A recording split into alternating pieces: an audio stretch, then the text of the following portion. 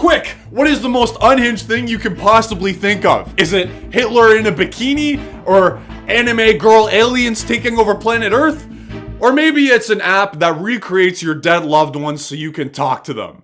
Yeah. A pregnant woman calls her mom for advice. Kicking like crazy. He's listening. Put your hand on your tummy and hum to him. You used to love that.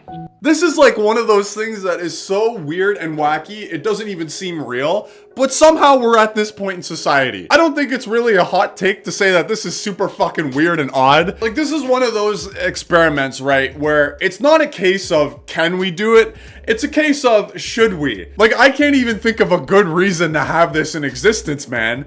Like, say God forbid your mom dies or a very close family member. What's the most unhealthy thing you can do to prevent yourself getting over their death? You can talk to a fucking computer recreation of them. Like, man, I just can't think of a more unhealthy way to grieve. You're not even grieving at that point. What you're trying to do is just fucking continue their legacy with a fucking computer. So yeah, this app really threw my titties in a twist when I saw it. I, again, didn't believe it was real. I thought it was satirical. Oh my God, voice crack. Like, it's just one of those ideas that just seems fake, like it's internet bait or something like that. But no, sure enough, this is a whole real operation we got going on. You can go to their website, check it out, it's all there, baby. So the app's big push is human connection reimagined in the age of AI, which is really weird because in reality, you're just talking to a computer that's fucking cosplaying being whatever historical figure or dead relative you want them to be.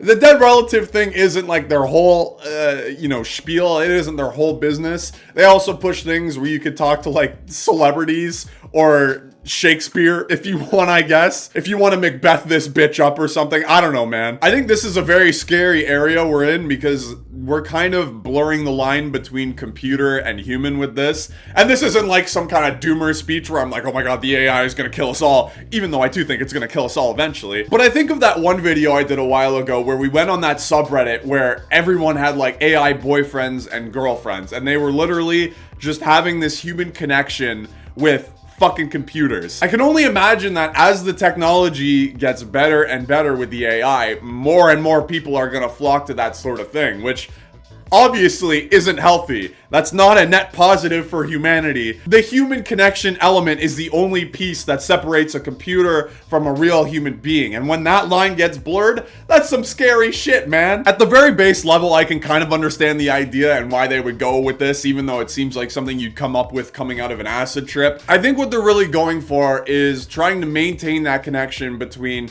newer generations of the family and older generations of the family, which again, from strictly an idea perspective, I think that's really cool. If I could talk to my great-great-grandpa, I would be over the moon happy.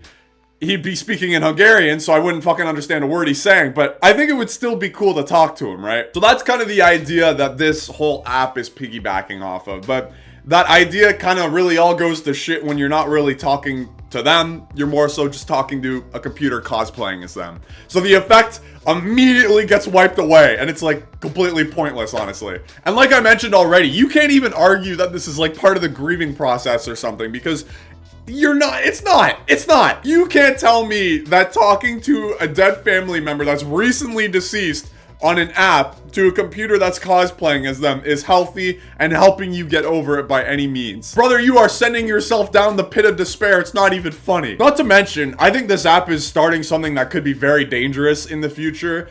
You think about parasocial relationships all the time and how unhinged people look at streams and watch videos of YouTubers or streamers or whatever, and they think that the streamer or YouTuber is talking to them. Could you imagine how badly that is gonna go when they can actually create an AI of their favorite streamer and they can talk to that fucking AI and they can, feel a connection to that AI? How do you think that's gonna turn out? I only see bad things coming from this. And the weird part is, this whole app here is like the brainchild of a Disney star.